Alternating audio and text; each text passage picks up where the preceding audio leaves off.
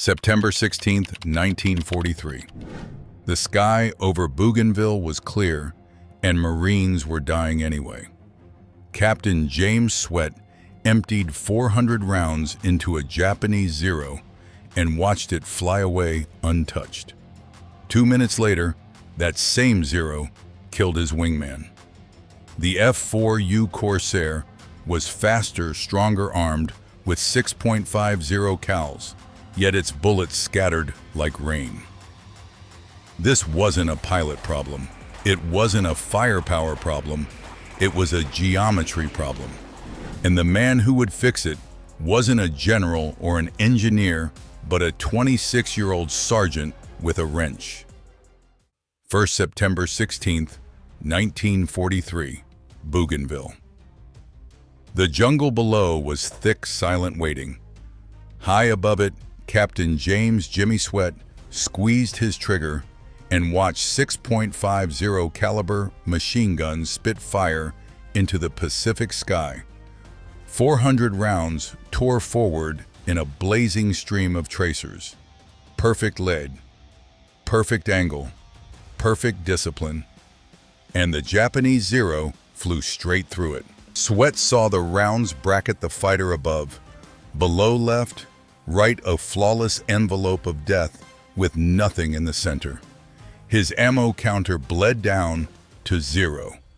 Winchester, empty. 2 minutes later, that same Zero rolled in behind his wingman. A short burst, a flash, a spiraling column of black smoke disappearing into the jungle canopy. The radio cut off mid-scream. That was the third. Corsair Vive SMF 213 had lost that week. On paper, this made no sense. The F4U Corsair was the most powerful naval fighter in the Pacific, faster than the Zero Tougher, carrying 6 Browning M2s and 3,000 rounds of ammunition.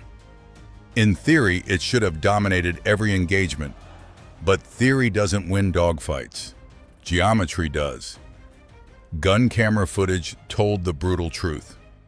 Marine pilots weren't missing because they lacked courage. They weren't missing because they couldn't shoot. They were missing because their bullets were converging at the wrong distance. At 1,000 feet factory setting, the spread was wide enough for a Zero to slip through at combat speeds. At 300 miles per hour, a second is everything. And in the Solomon Islands, seconds were killing Marines. On paper, the F4U Corsair was a monster. It could outrun a Zero, outclimb it, outdive it. 6 Browning .50 caliber machine guns lined its wings, fed by 3,000 rounds of ammunition, enough for 25 seconds of sustained fire. That's a lifetime in a dogfight. In theory, a single well-placed burst should have shredded anything in front of it. But combat doesn't care about theory. Across Marine squadrons in the South Pacific, the numbers were ugly. Kill ratio 3.2 to 1. Respectable until you remember the Corsair was supposed to dominate. Even worse pilots were burning through an average of 890 rounds for every confirmed kill. Nearly a third of their total ammunition. For one airplane, that's not superiority, that's waste. Gun camera analysis exposed the pattern. Pilots would fire long bursts at 300 to 400 yards, typical engagement distance. Tracers looked impressive, streaking toward the target like a fiery net.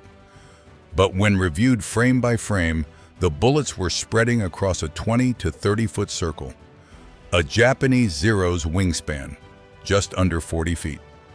Which meant at high speed, with both aircraft maneuvering, the enemy could literally slip through the gaps. The Corsair had firepower. What it didn't have was concentration. Factory engineers had set gun convergence at 1,000 feet, the point where all 6 streams of bullets were designed to meet. The logic was clean, longer range gave pilots more time to aim, adjust lead, and fire sustained bursts. But in real combat, fights rarely stayed that far out. They collapsed fast, tight, violent. At those closer ranges, the bullets hadn't converged yet or had already begun to spread apart again. The result was devastatingly simple. Marines were firing storms of steel and hitting air. The Corsair wasn't failing because it was weak. It was failing because its power wasn't focused. The Marines did what soldiers always do when something doesn't make sense. They blamed themselves first. Squadron briefings turned into quiet interrogations. Were pilots firing too early, too far, too long? Were they misjudging lead, hesitating, overcorrecting? But the gun camera didn't lie. Frame by frame, engagement after engagement, the story repeated itself. A Corsair locks onto a zero. The nose steadies. Tracers streak forward in 6 bright lines. The Japanese fighter fills the windscreen. And the bullets outline it, above the canopy, beneath the fuselage, off each wingtip, a perfect halo of fire. The zero flies through untouched. Statistically, it was devastating. Marines were scoring hits, dozens of non-critical strikes peppering wings and tail sections, but not enough concentrated damage to break an aircraft apart. The enemy absorbed the punishment, stayed airborne, and waited. The Japanese pilots adapted fast. Intercepted radio traffic revealed the truth: stay close. Their bullets scatter like rain when their guns empty attack.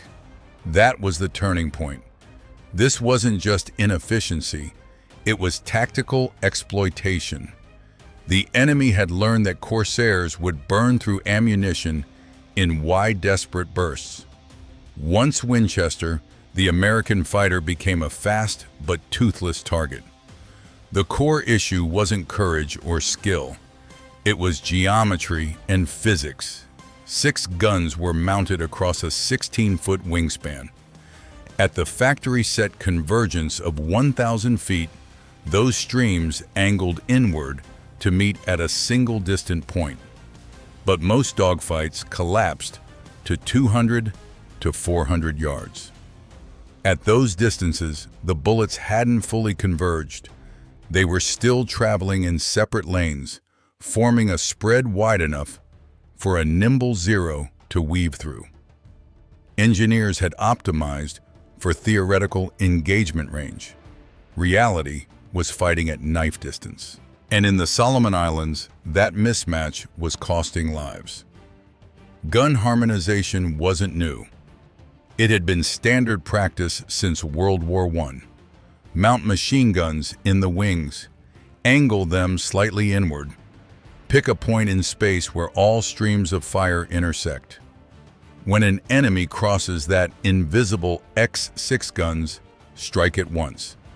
In theory, it's devastating, a flying execution line drawn in the sky. For the F4U Corsair, that point was set at 1,000 feet. On paper, the logic was clean. At that range, pilots had time to calculate lead, time to track, time to hold a steady burst as the enemy passed through the convergence zone. Engineers believed it balanced accuracy, safety, and structural limits. Too shallow an angle and firepower stayed dispersed. Too sharp and recoil stress could crack mounts and fatigue wings. But war doesn't happen on drafting tables.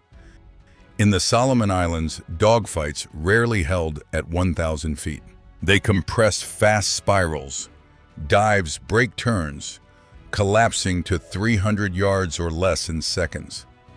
At those distances, the geometry betrayed the pilots. The 6 guns spread across 16 feet of wing were still firing in separate paths.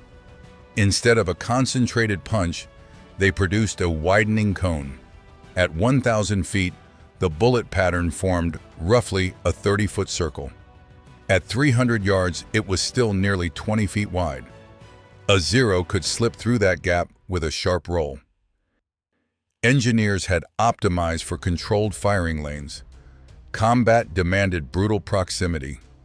The Corsairs' firepower wasn't weak. It was mistimed. Every burst was arriving either too early in its convergence arc or too late after dispersion had begun. The Marines weren't losing because they lacked force.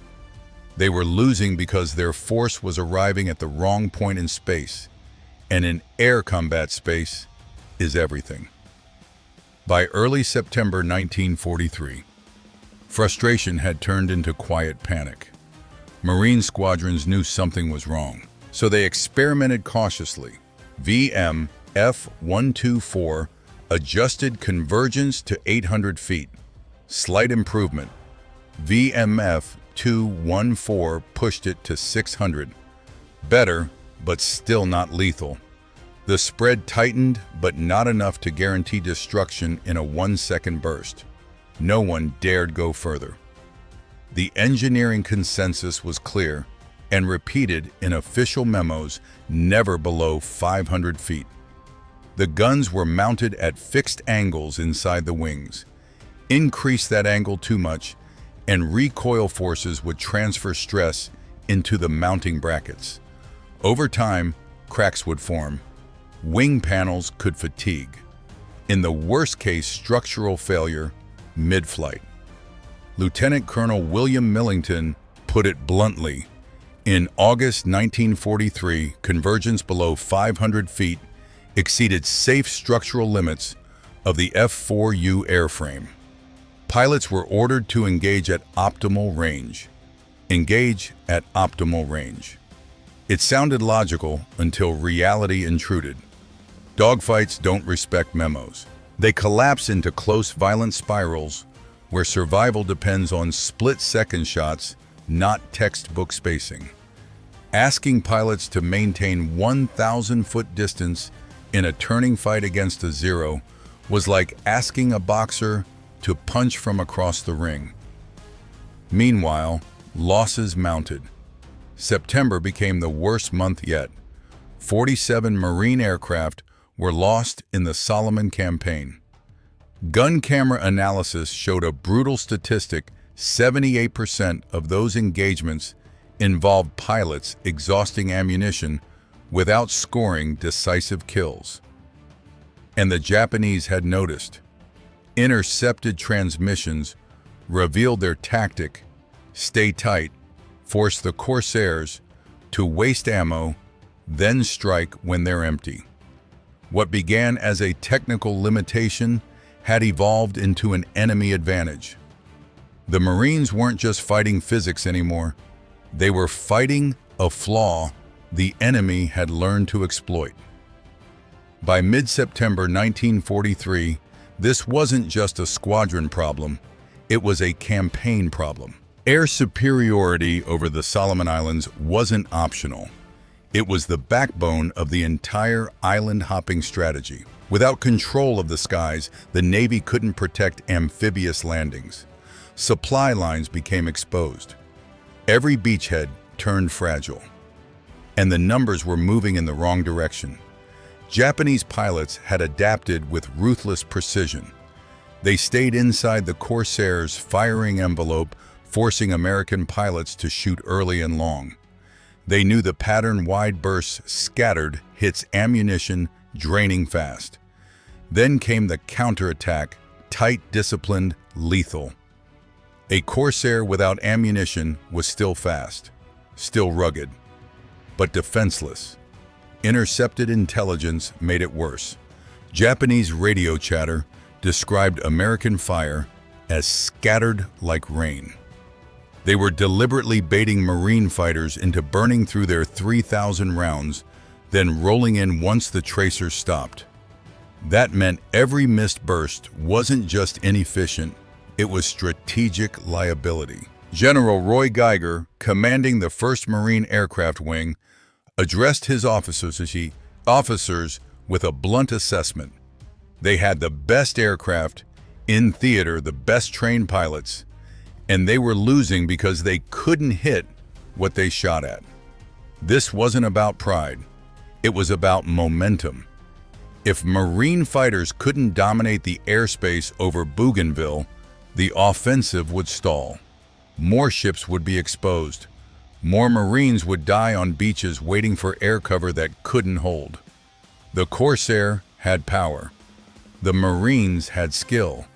But unless someone fixed the math behind those 6 guns, the Solomon campaign risked grinding into a costly stalemate, and in war, momentum lost is rarely regained easily. While colonels argued about range charts and structural limits, the man who would solve the crisis was wiping oil off a wrench. Staff Sergeant Michael "Mickey" McCarthy wasn't a pilot. He didn't wear aviator wings. He didn't sit in briefings debating tactics. He loaded ammunition, cleared jams, and tightened bolts on the flight line of VM F4U. 26 years old, high school dropout, South Boston mechanic's son. On paper, he had no authority to question aeronautical engineers. But McCarthy had something else access. He watched every gun camera reel that came back from combat, frame by frame, not as a tactician, but as a mechanic looking for patterns. He noticed something others dismissed as bad luck. The tracers weren't wild. They were consistent. Too consistent. 6 clean streams, too wide. He pulled the technical manual on gun harmonization, a document most enlisted men never bothered to read. The Corsairs' guns were mounted 16 feet apart across the wings, set to converge at 1,000 feet. Safe. Approved. Standard. McCarthy did the math in his head. At 300 miles per hour, a 0 covers roughly 440 feet per second. A .50 caliber round traveling 1,000 feet takes close to a second to arrive. That meant by the time bullets reached the convergence point, the target had already moved hundreds of feet. Pilots weren't missing because they couldn't aim. They were aiming at ghosts. McCarthy stared at the geometry long enough for a dangerous thought to form. What if the problem wasn't pilot discipline or fire control? What if the factory setting was simply wrong? And what if the solution wasn't permission, but a wrench and the courage to use it? McCarthy didn't guess. He calculated. He climbed onto the wing of a Corsair and measured the distance between the outboard and inboard guns, 16 feet 3 inches. He checked the mounting angles. Then he did what no one else had bothered to do in the middle of a war. He ran the geometry against real combat speeds. At 1,000 feet, convergence bullets took nearly a full second to arrive. In that second, a 0 moving at 300 miles per hour shifted roughly 440 feet. That wasn't a minor adjustment. That was an entirely new aiming problem unfolding in real time. Pilots were trained to lead targets, but no one can perfectly compensate for a moving aircraft covering nearly half a football field while your rounds are still in the air. So McCarthy shifted the math. What if convergence wasn't 1,000 feet, but 300? At 300 feet, bullet travel time dropped to a fraction of a second. The target's movement shrank dramatically. Lead calculations became instinctive instead of theoretical. More importantly, all 6 streams of fire would intersect inside a brutally tight space, not a 30-foot circle, but something closer to a dinner table. He ran the energy numbers next. 6.50 caliber Brownings firing together could unleash roughly 80 rounds in a single second. At close convergence, that meant concentrated kinetic energy smashing into a 6 square foot area. Not scattered hits, not cosmetic damage, catastrophic structural failure. A Zero wasn't built to absorb that kind of focused violence. Light frame, minimal armor, fuel tanks vulnerable. At 300 feet, a 1-second burst wouldn't wound. It would erase. There was just one problem. Regulations said it couldn't be done. Structural stress limits, recoil forces, wing fatigue. Every engineering memo warned against tightening the angle below 500 feet. McCarthy stared at the numbers anyway. The math didn't care about rank, and the math said 300 feet would turn the Corsair from a shotgun into a scalpel. The math made sense. The regulations did not. Every official document was crystal clear: do not set convergence below 500 feet. The reason wasn't superstition, it was structural physics. The Corsair's 6 guns were mounted at inward angles inside the wings. Tighten that angle too aggressively, and recoil forces would hammer directly against the brackets. Over time, stress fractures could form. Metal fatigues, wings fail. In aviation, structural failure doesn't mean inconvenience. It means death. Lieutenant Colonel Millington had already written it in black ink. Anything below 500 feet exceeded safe airframe limits. That wasn't a suggestion. That was an order. And McCarthy knew exactly what that meant. If he submitted a formal request, it would climb the chain of command: squadron armorer, maintenance officer, operations, engineering review boards. Committees would demand stress analyses. Weeks would pass. Meanwhile, Marines would keep dying over Bougainville. So he faced a different equation: follow procedure and accept more funerals, or break it and risk court-martial. Unauthorized modification of combat aircraft wasn't a slap-on-the-wrist offense. It could mean charges of sabotage. It could end careers. If his reinforcement idea failed and a wing cracked mid-flight, he wouldn't just lose rank. He'd carry blood on his hands. But McCarthy had reviewed the footage. He'd run the geometry. He knew the current setup was mathematically flawed in close combat. The real danger wasn't tightening the angle. The real danger was leaving it untouched. That night, the decision stopped being theoretical. If engineers wouldn't authorize 300 feet, he would. On the night of September 18, 1943, the flight line went quiet. Engines cooled. Pilots slept. The jungle hummed beyond the perimeter. Inside the dim light of a maintenance hangar, Staff Sergeant Mickey McCarthy rolled Captain Sweat's Corsair Bureau number 17,883 into position like a surgeon preparing for an operation no one had authorized. He didn't file paperwork. He didn't request approval. He grabbed tools. Factory settings angled the 6.50 caliber Brownings inward to meet at 1,000 feet, to pull convergence down to 300. McCarthy calculated he needed to increase each gun's inward angle by roughly 2.4 degrees. It didn't sound like much. In structural terms, it was everything. Those mounts weren't designed for sharp geometry. Recoil from 6 synchronized machine guns could rattle metal apart over time. The engineers weren't wrong about stress, they just hadn't solved it. So McCarthy improvised. He scavenged quarter-inch steel from a damaged wing panel, cut it, filed it, welded crude reinforcement plates onto each mounting bracket.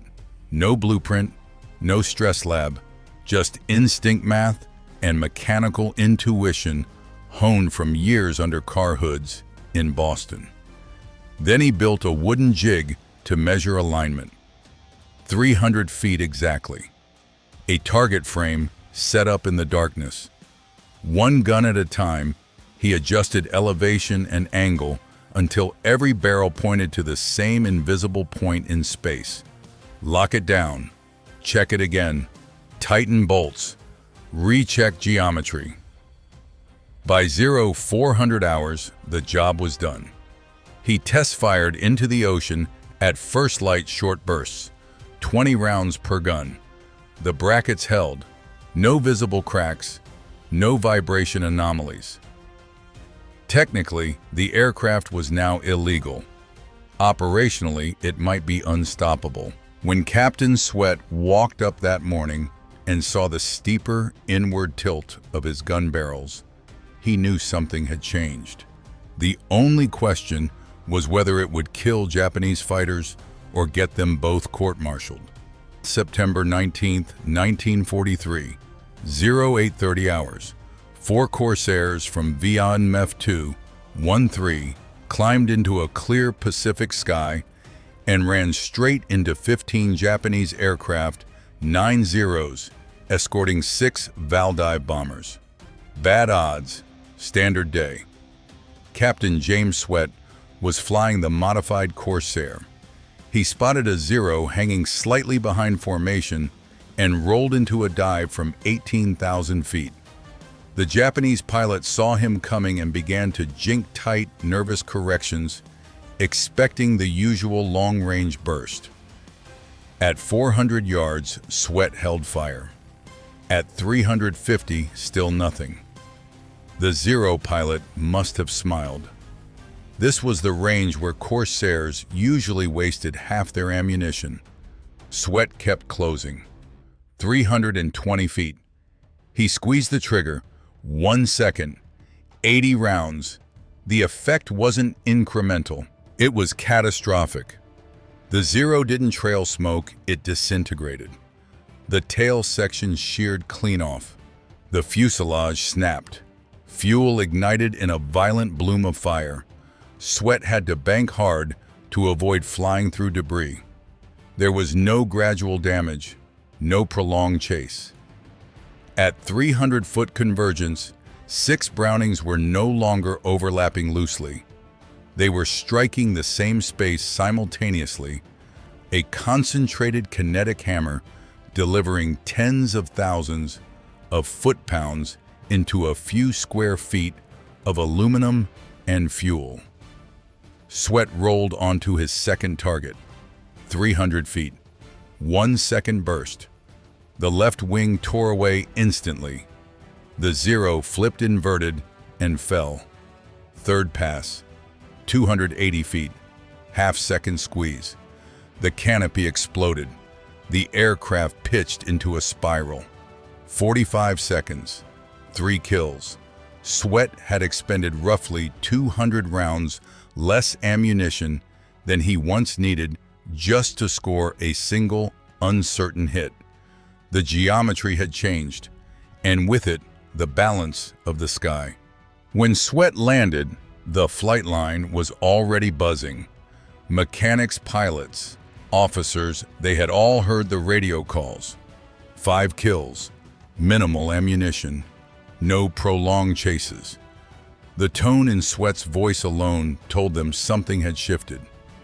Major Wade Britt walked straight past the crowd and stopped in front of McCarthy. "What did you do to his guns?" "Set convergence to 300 feet, sir." The silence that followed was heavy. Lieutenant Colonel Millington arrived moments later, face tight. He didn't need a briefing. He saw the inward angle of the barrels and understood instantly. "That's below authorized structural limits," he said flatly. "You violated direct orders." He wasn't wrong. From an engineering standpoint, nothing had been certified. No stress tests, no formal approval. If a wing cracked under recoil at 20,000 feet, the blame would be undeniable. But Sweat stepped forward. "Sir, I shot down 5 aircraft with 200 rounds. I used to burn 400 just trying to hit one." That wasn't emotion. That was data. Other pilots began speaking up. They had watched the gun camera footage. The difference wasn't marginal, it was absolute. Instead of scattered impacts across wings and fuselage, the bursts were landing in tight, concentrated clusters.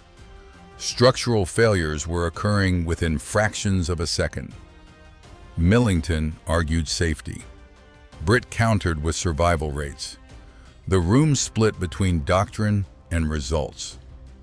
Finally, Britt asked the only question that mattered. "Sergeant, can you modify every aircraft by tomorrow?" It was a gamble. But the alternative wasn't safer. It was predictable loss. The debate ended not with agreement, but with decision. Every Corsair in the squadron would be set to 300 feet. By morning, either the engineers would be proven right, or the sky over Bougainville would belong to the Marines again. September 13th, 20th, 1943. 11:40 hours. 8 Corsairs from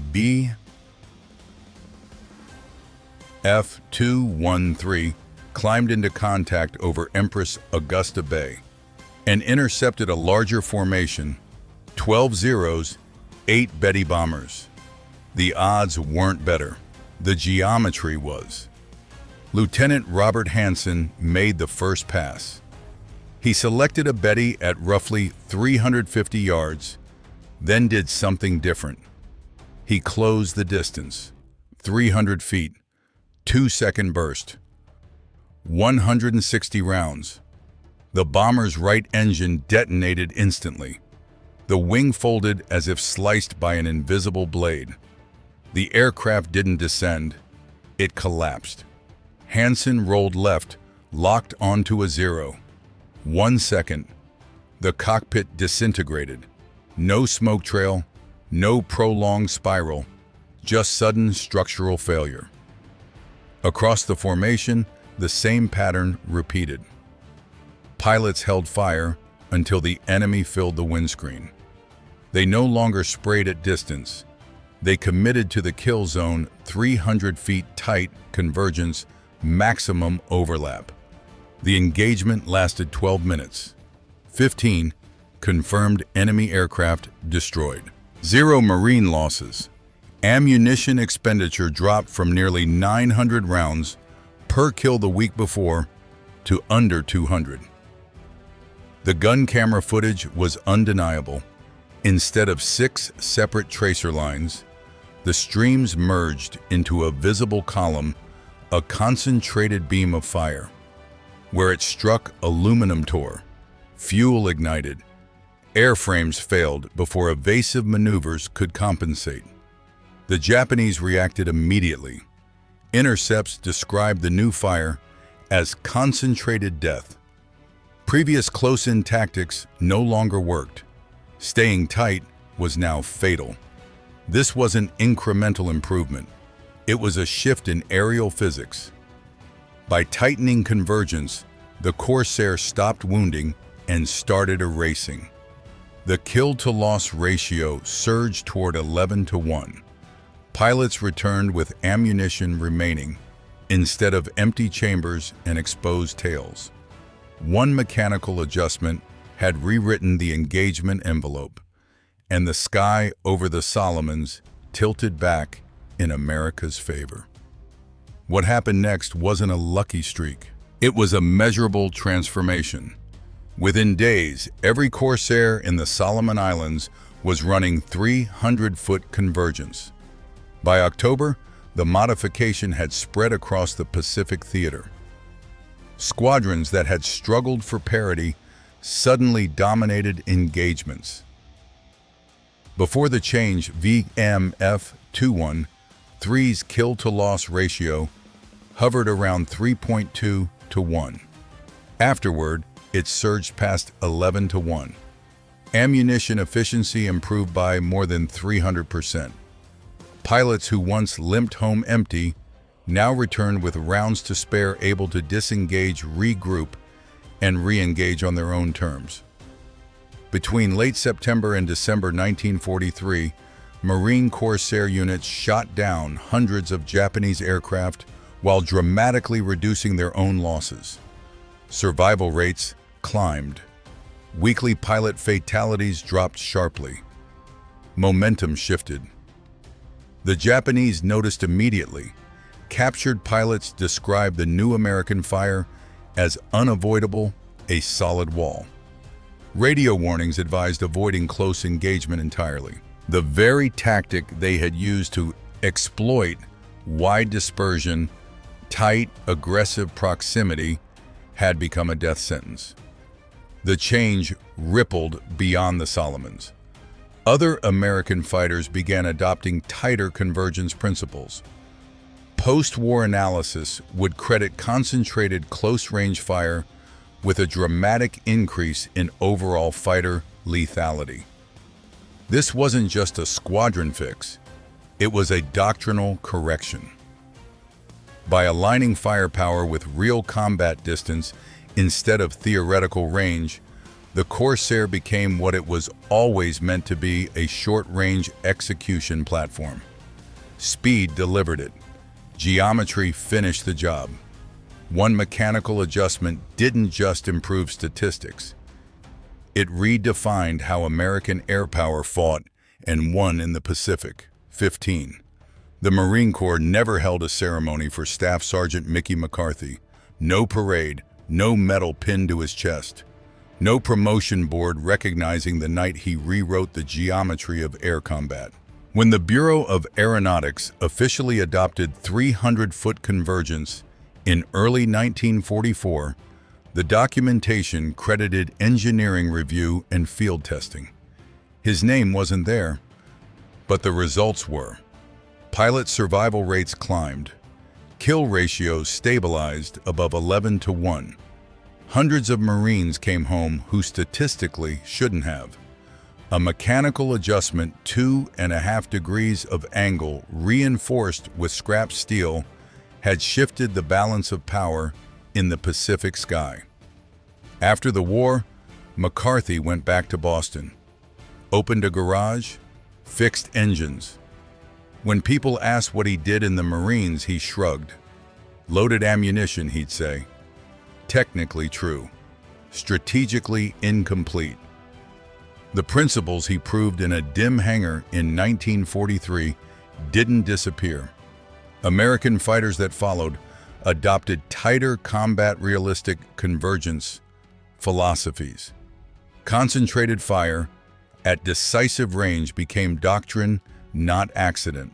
Modern fighter cannons still optimize for hit probability at realistic engagement distances, the same logic McCarthy trusted over paperwork. History remembers aces. It remembers generals. It remembers aircraft models and famous battles. It rarely remembers the mechanic who adjusted the bolts. But the Corsair didn't become the most lethal fighter in the Pacific because it was fast. It became lethal because one sergeant refused to accept a flawed assumption. 800 Marines came home because a man without rank or authority chose math over memo and results over regulation. Sometimes wars aren't changed by pulling the trigger. Sometimes they're changed by tightening it.